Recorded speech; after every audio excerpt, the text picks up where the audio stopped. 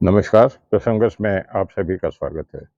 प्रसंगस में आज हम बात करेंगे 2, एक तो उत्तराखंड में आई आपदा की और एक आपदा में फँसे बाबा को राहत देने की। शुरुआत करते हैं उत्तराखंड में आई आपदा की।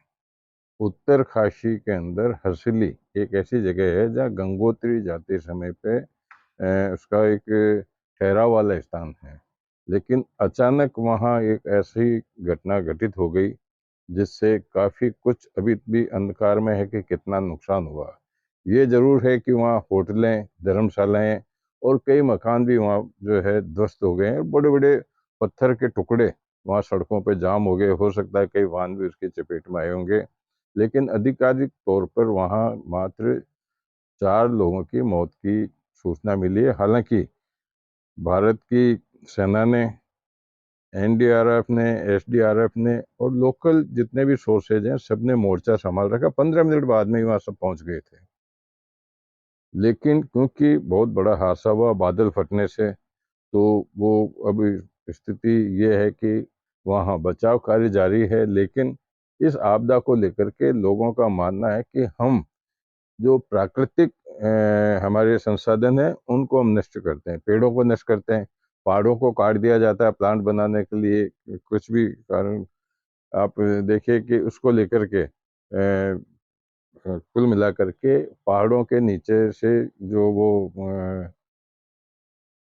पहाड़ों के नीचे से सुरंग बनाने के लिए भी ऐसा सब कुछ किया जाता है। तो अब ये वक्त आ गया है कि प्राकृतिक जो अपनी प्राकृतिक धरोहर है उसको नष्ट करने से पहले हमें सोचना होगा कि इसके परिणाम क्या हो सकते हैं।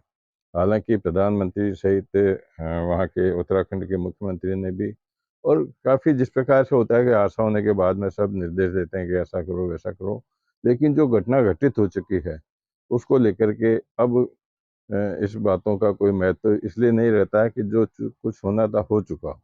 कुल मिलाकर के ये बात है कि अभी भी वहाँ ये मुख्य मात्र गंगोत्री के जाने का है। वहाँ 7 प्रमुख मोटर मार्ग हैं। वहाँ अपने यहाँ पर जैसे हाईवे बोलते हैं तो वहाँ उनको मोटर मार्ग बोलता है क्योंकि छोटे मार्ग होते हैं। तो उनमें से 4 मोटर मार्ग वहाँ पर जाम किए हुए हैं जिनके शाम तक नहीं खोले जाने की सूचना मिली हुई है।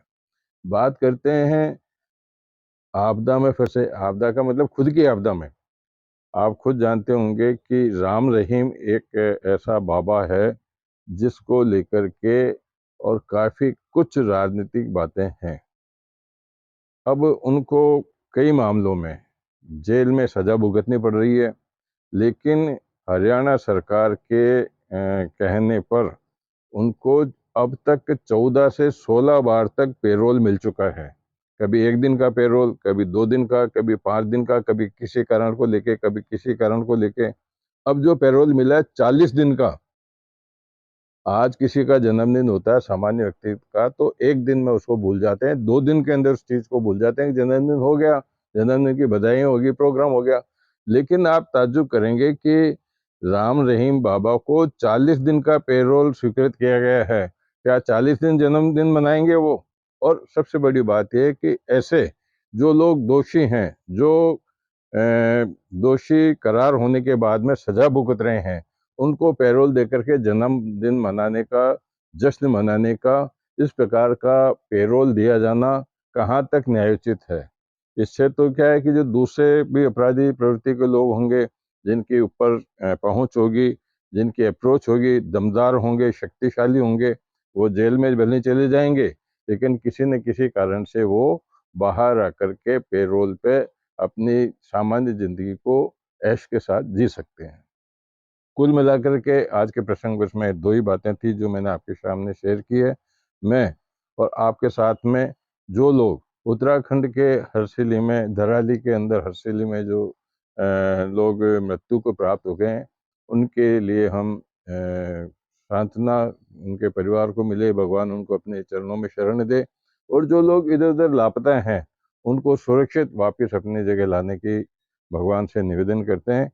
इसी प्रसंगवश को लेकर के आज के प्रसंगवश को विराम देते हैं। कल फिर किसी प्रसंग के साथ मैं आपके सामने उपस्थित होऊँगा। तब तक के लिए नमस्कार।